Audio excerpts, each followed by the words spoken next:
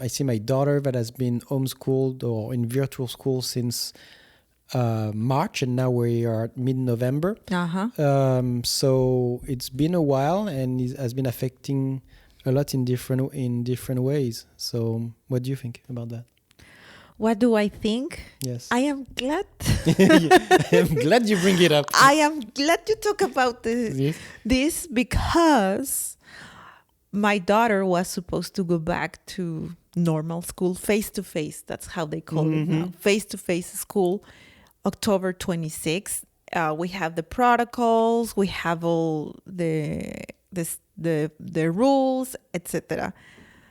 And I was really excited about it, even though like some people again start judging you because, oh my God, are you going to send your daughter at this point? Okay, ladies, gentlemen, don't judge me because I need to work. My ex-husband needs to work, and there's a lot of people that they need to send their kids to school because they don't have any help at home and they need to go to work. And until now, like a lot of schools like reopened. Like in our area, I don't think it's the majority of schools that are doing that. Like most of them have hybrid or face-to-face. Face-to-face, And the schools our daughters go to have been like remote or virtual since March. So first of all, don't judge people that they need to send or take their kids to daycares or their school because we don't know their life. Probably it's not an option. They have to, because at some workplaces they are not as kind as the one that we work or flexible, with, or flexible. Secondly, as I was saying, Friday before the 26th, I don't remember, the 23rd, whatever, they send us an email and a message saying like, this won't happen because the COVID again was cases were increasing in the schools that reopened. So they won't open this year. Basically, they just told us like, okay, we will continue virtual classes, and most likely we're going back to face-to-face school at January. And I don't think that's going to happen either because it's the peak of the winter. Yeah, so I don't. They should just say like once the vaccine is released, we can go back to school, but like before that. So my daughter and she was very excited because I think she's fed up. Yeah, because she's fed up with all this homeschool and virtual school, and me too. But when I received that, it was like I didn't know how to say to her that wasn't happening at all and she really took it bad. And the reason why is because, when you are when you're a mom or a dad, in your case, yes, and you're trying to homeschool, it becomes very, very stressful. Probably at the beginning, it wasn't that stressful because we were thinking, okay, it's just for a few months. Yeah, anyway, it's over. The school year is over in 1 month or 2 months, and 3 months. And it's gonna be okay. I can handle this, and it's gonna be fine. But now that you realize that it's not going in a few months, it's something that it's going to be here, and we don't know until when. That is when it's getting really difficult for homeschool. Stressful too. It's stressful to homeschool parents. That it's not by choice. I know there's a lot of people that homeschool their kids by choice, which is fine. They have the time, they have the patience, they have all the means to be able to homeschool their kids. But the ones that, as in my case, and probably millions, that I don't have the tools or the knowledge or the patience to teach my daughter. So now it's becoming very stressful because she is in 5th grade. And it's a transition between elementary school and middle school, and a lot of new things. She's learning a lot of new things, math, and which I am very bad at it. So I get very frustrated, and my frustration ends up being yelling at her, being really mad at her because she's not paying attention, because she's not performing the way I want her to perform, which is very, for me, it's very utopic because she's learning the way she can and with the tools that she has available. Yes. And she has, and the teachers, by the way, in her school, they are doing fine. Like, they were very organized. They have only one classroom meeting. They only have one Zoom meeting, and they have only one platform to keep us informed. And I don't think it's your case. No, not at all. I have plenty of things to say about that. But first, the expectations. It's true that when that started, we all thought it would be like, okay, we need to go through this. It will take 3 months. So in our mind, we're like, okay, let's do this. Let's go through this. I mean, in my case and others, but anyway. And as you said, like, well, yeah, it's going to be the end of school year, and we'll have time to reorganize. And then we realized that it was not going away, and that's what happened too. Like, after, I think at the end of May, everybody was kind of doing the lockdown. After the end of May, so okay, hey, you know what? It's a school break or whatever. We're going out now. It's enough. It's enough of being locked down and paranoid and like spraying your groceries or whatever, like all this crazy stuff that we're doing. But now it's worse than it has ever been. And you're like, okay, I'm just fed up. I just want to do something. And I think in the school for my daughter, like when they had to stop, they were like very open, flexible. They knew it wasn't all ready. They could switch to virtual school, but it was not really. But at least they were understanding, because they're like, yeah, we didn't have time to prepare, so they gave them room. And it was okay. And I guess like for the kids, it was okay too, because it was a little bit less work. But then the problem we had in the school my daughter is going in is that they were not getting prepared for the next year. They were thinking that they would go back to school. And every 2 weeks, they had meetings on what would happen when the school restarts. And during that time, I can tell by the way they handled the back to school days that they were not preparing anything for scenario B, for plan B, basically. They had, okay, we have plan A to go back to school. Let's see if we go back or not. And then they delayed the first day of school by 2 weeks. 2 weeks, yes. And to prepare. So they took these 2 weeks to prepare. And for me, like, it was... Like... it was like, okay, teachers, you do whatever you want. That's how it seems. I'm not saying that's what happened, but that's how it seems. It's like, okay, so each teacher is going to decide what they use and when and how for their classes. And the way they thought like that is like totally confusing for the students, because it was not one platform, one way of communicating, one way of messaging. It was like 4 different things for each. So it was like one thing was on Zoom, the other one was on Teams. Oh no, and then they switched to Zoom because Teams is not ready. And then you have emails, messaging on one platform, messaging on the Classroom. Yeah, I have so many messages. You have like assignments on Google Classroom. You didn't know if it was in-class assignments or if it was homework assignments. Yeah, I have an example crazy. like that at the beginning. Like, I was looking at the assignments and I told my daughter, hey, that is for tomorrow. And she was saying, yeah, well, I think it's in-class assignment. I'm not sure it's homework. You could not make the distinction. Yeah. So I told her, well, send a message to the teacher. The teacher replied the very next day in the morning, said, no, this is in-class assignment. So, okay, so that's good. We're not late, whatever. 2 months later, this assignment shows as incomplete. And the teacher on the same thread message at the assignment page says, oh, you need to, you didn't turn that in. You need to. So it's confusing. Yeah, it's getting very confused. Well, for me, when they stopped going to school the very first month, it was very confusing as well. But I think they just then realize how to do it, like the way they are doing it right now, and it's better. Like, it needs to be organized for the student, not for the teacher. The teacher is the one that it's their work, they're adults, and they are the ones that need to adjust to change and make it as smooth as possible for the students. And let's not forget that, I mean, for me, and I was reading about it in LinkedIn, they did this survey. And at the beginning, there were very few people that they weren't getting, like, not depressed, but how do I say this? Like, anxious about this homeschool. But now they just released the recent results and increased to the 53% of working people. This is in the UK. I was reading that in the UK.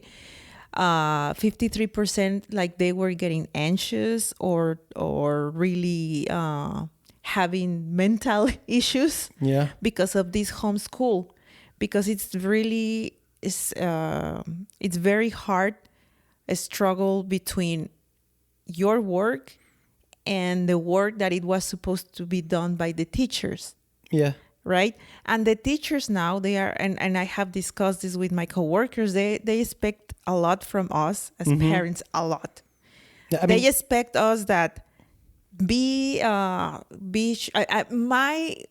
I discussed that my obligation as mother and as a parent is to provide my daughter with a good environment so she can learn the closer to what she would have at her school, which is a good desk, lighting, fresh air, all this stuff, no noise, whatever she needs. And I think I provide that, and many of us have provided like a good internet, laptop, tablet, anything she needs, she has it. She has it right there. But then the teacher's like, okay, you have to do this and that, and she needs to perform this, and she has this. Everything very well organized. I'm not saying that it's not, but it's very overwhelming because at the beginning, my daughter was very struggling with putting attention. So there were moments that I was, trying to figure what she was doing, and she was like this. What? Doing nothing. Oh, okay. Like this in her seat, like this, doing nothing, or just like, what are you doing? And it's normal. Like I heard that, like somebody was saying, I was mad at my kid because they were pretending to pay attention, but they were not. They were doing something else. And they say, I talked to my wife, and I was like, would you have done the same at their age? Yeah, probably. Yeah, but it's true. But the attention thing, like I know that for me, the way it was, I saw it as a good opportunity to teach my teacher to organize their day, her day. To teach your teacher or to teach your daughter? For like the way, like because they need to be more independent because they're homeschooled. For me, it was a great opportunity for her to learn how to be more organized and stuff. The thing is that the way they organized it was, to me, it's organized for them, not for the student, which is for me like a big no, because they're counting on us. They all think that we're like stay-at-home parent. Yeah. Like, I don't know. I guess like it's because the feedback they received before for parents for previous year or any year, like they're used to having feedback from stay-at-home parents, whether it's the mother or the dad. But now it's not the case. Like we need to work. We need to adapt to our work. We need to have the stress of having a slower economy, adapt to working 100% from home, getting our attention to that, be there and show that we're there with the company we're working with, and then pay attention at what is going on the school classroom. Side. And we receive, and I don't know why. I mean, in the school my daughter is at, it seems like they are trying to make a point for them. The teacher is the opportunity to show the parents that they're actually really hardworking. And they sent emails and messages at 11 p.m. at night, on Saturday, on Sunday. It's like, it's getting on your nerves. This new coworker that is trying to make a point that is actually working by doing all the things that is annoying to everyone else. Yeah. So that's how they look like now. You say it's ridiculous. Like, why is I am not receiving those type of messages. I mean, it's ridiculous. If I was the principal of the school, like I would tell them, like, you need to stop this right away. There is no way any parent is going to, or student, because we receive same platform, where we're going to receive messages at 9 p.m. at night or in the weekend. It's ridiculous. 9 p.m. at night? Yeah. Wow. No, but seriously, like, what are you trying to prove? Like, are you 22 years old on your first job, like with your teeth grinding the floor or what? Okay, that was very specific. So, again, I think one of my consequences, mentally, I am drained. Yeah. Because if you have listened to our latest podcast and episodes, I have a lot of work. And sometimes I need to work at night. Sometimes I need to because I need to catch up, or I know that I will have more work to do at the very next day, but I need to do homework with my daughter at the evenings. So I need to work at 9 p.m. or 10 p.m. and then again. And there's no relaxing time at all. There is not relaxing time. So it's mentally draining. Yeah. And I think to everyone. And that mental draining, it takes you to mood swings. Yes. Because I'm not resting. And then my daughter also takes the... as I said, I start yelling at her, she's getting on my nerves sometimes because she's not doing what I expect her to do. So we have these discussions, and she's learning, and I think what she feels like, oh, I'm not doing good. I'm not, and it's not, I'm not saying she needs to be, she needs to take responsibility of what she's doing at the moment, but also it's in these unprecedented times that she does, most of the kids, they don't know how to handle this situation. Plus the parents always, in a satellite mode. Yes. Plus the teacher, plus it's a lot of things to struggle at the same time. And for me, it's getting very, very difficult. And I don't even think that I am on my daughter 100% because for now she's doing better. Yes. I think she's progressing. She has improved a lot, and I don't have to be like 100% of my time with her. But I cannot believe with the parents that have 3-4 kids at the same, in the same house trying to homeschool, and it's really bad. It's really bad. But I read that and I put this on Pinterest. The parents that usually do homeschool, they create this web page to they have some exercises, activities to relax, and they tell you how, like, strategies to teach your kids while homeschool. Oh yeah, there's plenty of resources. Yeah, I know there's online. there's a lot, and sometimes I feel like the worst mom because, to be honest, women... Please be honest. Women, 85% of the homeschool, it's on us women. You are on the... Why? I don't represent men in general. I have nothing to say. No, I know. No, that you are different because you are divorced, and as my ex-husband, like they have to take a role, and very important role. But I cannot believe in these families where the mother works as well, and the father, and both are in the same house. The parents normally doesn't take any, role on the homeschool. So of course, that's a survey. Yeah. So of course, imagine all the stress of teaching my kids, my work, and then the chores that I have to do at home. Yeah, but so it's going to take a toll physically and mentally. For me, at least, it's taking a toll. We were not prepared for it because the way it started and the way also they downplay the virus. So there were like two elements in there. It's like first, it's going to be 2 or 3 months. They downplay the virus. So in our mind, we're like, okay, we're just going to stick to it. Like 2-3 months is going to be fine. Then we're going back.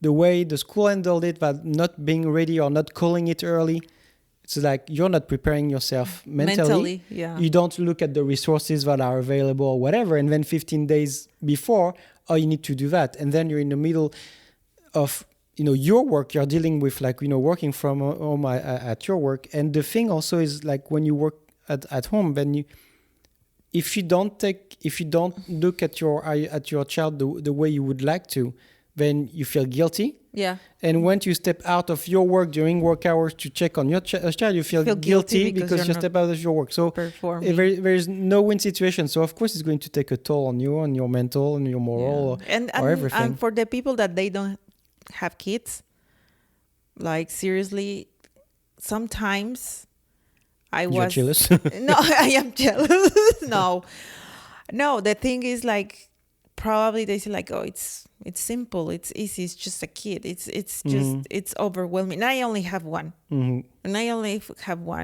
there's people like, my sister, she has 2 kids, one is in high school and the other is in middle school, but she still struggles. Yeah. And they are like in a good age to take their also there are like also everything that is around that. So of course, like this is the situation at school, but we also have to understand that every change that we have in our life also affect us, and of course what affect us has consequences in other areas. And like, you know, what we were talking about, you know, longevity and well-being and all this stuff. Like one of the common denominator is I have to read that, by the way, is that we are social beings, and apparently, not apparently, like in every areas when you look at it, since we are social beings, we need to have this type of social life. We need to have our family around. We need to have our friends around. We need to be able to get out. And this is not something that we've been able to do for the past month. Some people do. Some people have been out, and some people did not wear masks for months until they were like, you know, it was mandatory. But for the ones that are following the rules, it is getting very, very, very long. And the fact that we cannot travel when we have, you know, family in other countries and things like that, this is really, really hard. And when it's not hard on you, it's going to be hard for somebody you care about. So let's say like my parents. At the beginning, I didn't care if I didn't go travel to France to see my family. Well, after, like, they go back to you and say, oh, we miss you, we need to see you. So you feel bad, and then it's your turn. So, yeah, I do miss them. And it's always like that. Do you have family? Yeah. Your mom? Nobody wants to see me. But, yeah. Your mirror. Hopefully they will.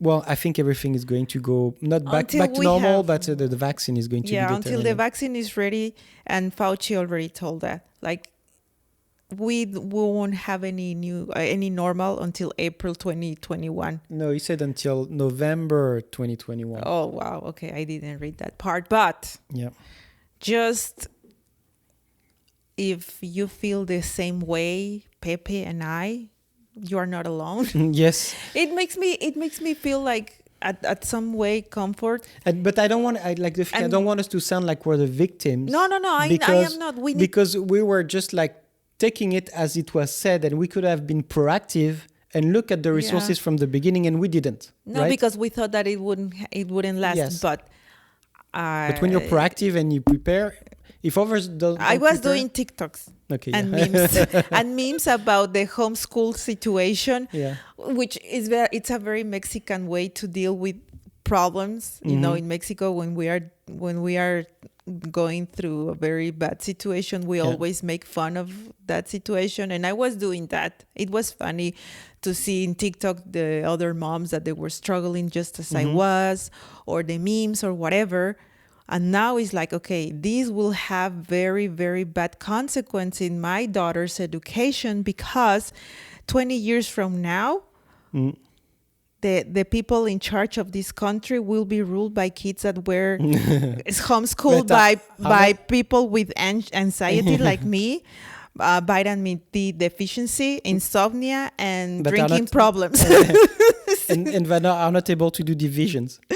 Oh my God. Okay, no, I went to YouTube tutorial. Oh, good. YouTube learning. No, I'm sorry, I forgot, and I told that to my daughter's teacher. Like, you know, I learned these divisions like 32, 33 years ago. Like 25 years ago. When I was 15 years old, I think I didn't know to do a division anymore. Anyway. Yeah, me neither. I had no interest in it, but I probably should have. But you know, there's a good calculation that we can do.